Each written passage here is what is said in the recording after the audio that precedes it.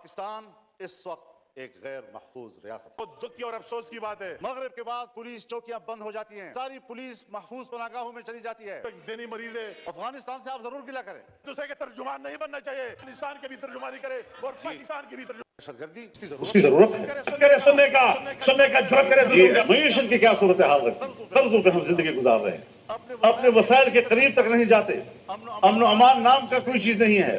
ملک کو کدھر لے جا رہے ہیں آپ لوگ؟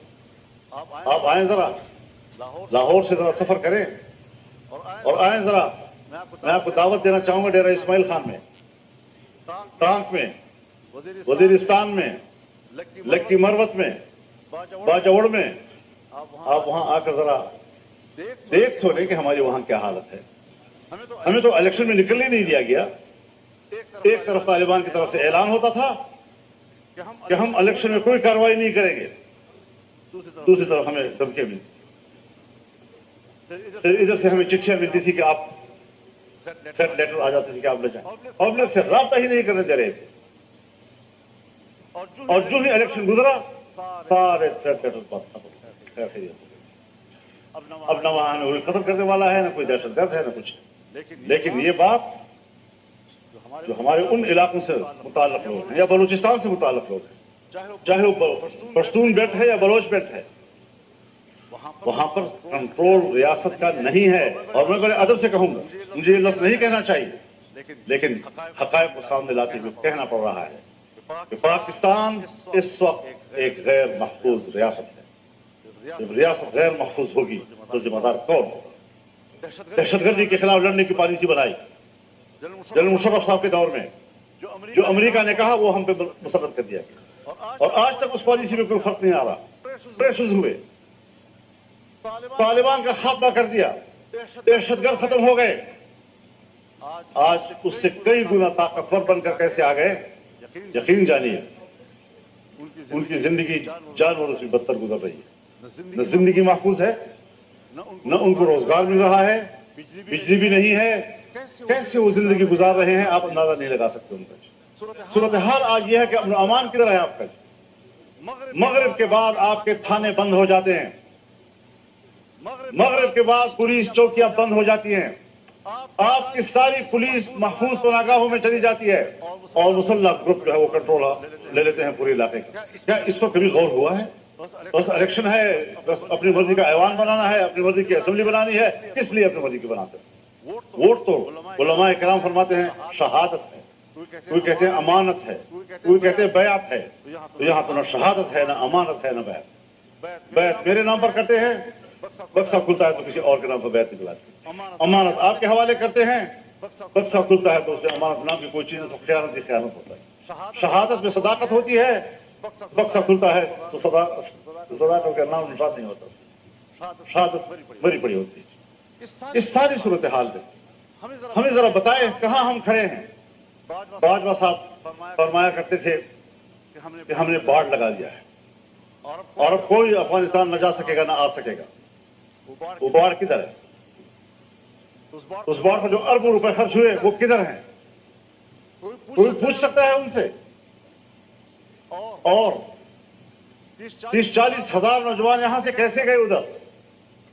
20 سال وہاں لڑے، باڑ بھی لگ گیا تھا، پھر وہ اس سے بڑھ کر طاقتور بڑھ کر کیسے واپس آئے؟ افغانستان سے آپ ضرور گلہ کریں کہ ہم نے جن کو پکڑا ہے، جن کو مارا ہے، اس میں افغانی نیشنل بھی ہیں، بالکل گلہ کریں آپ ان سے کہ ان کی سرزمین سے کیسے لوگ ادھر آئے، ان سے کوتاہی ہوئی کہ انہوں نے اپنے سرحد پر کنٹرول نہیں کیا۔ لیکن آپ بھی تو سرحد پہ بیٹھے ہیں، آپ کیوں نہیں روک سکے ان کو؟ کیسے مجھ تک رسائی کے ان پر حملہ کر دیا؟ کیسے آئے اور باجوڑ میں نے 80 لوگوں کی لاشیں اٹھائیں ایک ہی جلسے میں؟ اتھل واقعات، کوئی ہمیں سمجھائے تو صحیح کیا سیاست ہو رہی ہے؟ میرا خیال میں اصول ایک ہی ہے، وہی اصول جو امریکہ نے اپنایا ہے کہ اسلامی دنیا میں اور کمزور دنیا میں دہشت گردی اور عسکریت پیدا کرو، اور جہاں پر کوئی ایسی عسکریت پیدا ہوگی وہاں پر امریکہ کو اپنی فوج لے جانے کا جواز حاصل ہوگا۔ دہشت گردی اس کی ضرورت ہے، اسلامی دنیا پر اپنی گرفت مضبوط کرنا، اسلامی دنیا میں فوجیں اتارنا۔ آج تمام عرب ممالک کے اندر امریکی فوجیں موجود ہیں، कहीं पर 5,000, कहीं पर 3,000, कहीं पर 2,000, कहीं पर 1,000, कहीं पर 500।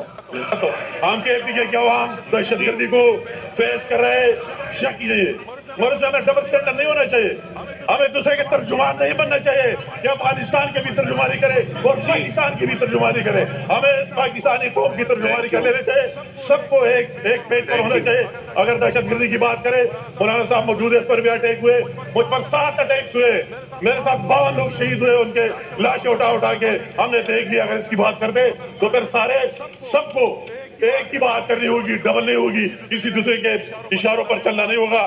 तो मेरे आखिर में जी थैंक यू जनाब बोले आखिर में बात ये कि कौल फेल में तजाद खत्म करके तब ये मुल्क आगे जाएगा और हम आगे एक से एक बढ़ के जो है मुक़्तदरा के यहाँ पे वफादारी साबित करने वाले लोग हैं। अगर कुछ मामला इस्लाह अहवाल का किया जाता है तो उस पर भी इत्फाक नहीं होता है। ये अमीर मकाम और उस तरह से मौलाना साहब जब इसी सूबा के जहाँ की वो बात कर रहे हैं, बन्नू है, कर्क है और न जाने कहाँ की ये बात कर रहे थे डेरा इस्माइल खान की, कि रात को थाने खुल जाते हैं, बंद हो जाते हैं, वो पनाह गाँव में चले जाते हैं महफूज, और जो दहशतगर्द हैं, जो बदमाश हैं, उनके हवाले हो जाता है सारे का सारा सिलसिला। भाई इसके लिए रात होने का इंतज़ार करने की क्या ज़रूरत है? क्या क्रिमिनल जो है ना वो अंधेरे उजाले की पहचान रखता है? जिसके पास ताकत है वो तो दिन में भी थाने नहीं खुलने देगा। आप का झूठ तो खुद अपने जो अंदाज से और अपने अल्फाज से ही बयान जो आपने किया वो बता रहा है। जब आप उसी सूबे में आपका समधी, आपका बेटा, आपके रिश्तेदार सारे जो निगरान हुकूमत में एंजॉय कर रहे थे और पीटीआई का जो है ना जड़ से उखाड़ने की कोशिश कर रहे थे, उसे फितना कह रहे थे, उसे कह रहे थे कि ये नाजुक पाँव वाली तितलियां हैं, हम इनके धरती के इनके लिए इतनी गर्म कर देंगे कि इनके तलवे जलेंगे, और फिर वैसा ही आपने कर दिखाया। अब रोना काहे का? जब आपका करैक्टर ऐसा होगा मौलाना साहब कि अवाम उन्नास की बात नहीं करेंगे, वतन अजीज़ के मफाद की बात नहीं करेंगे, आप एक मुअल्लम होने के बावजूद बहुत बड़ी बड़ी गाड़ियों के काफ़िले में घूमेंगे, तो सवाल तो पैदा होंगे कि ये कहाँ से सारे वसाइल आ रहे हैं।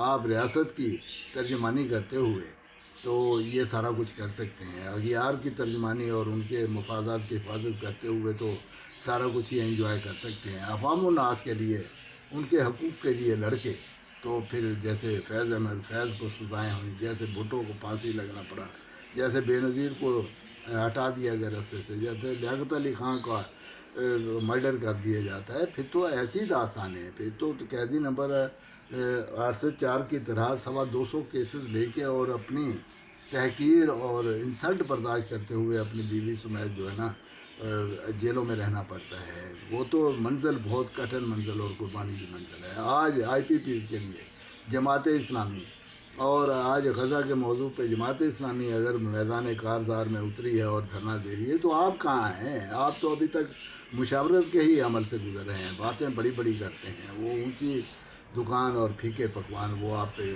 ज़रबर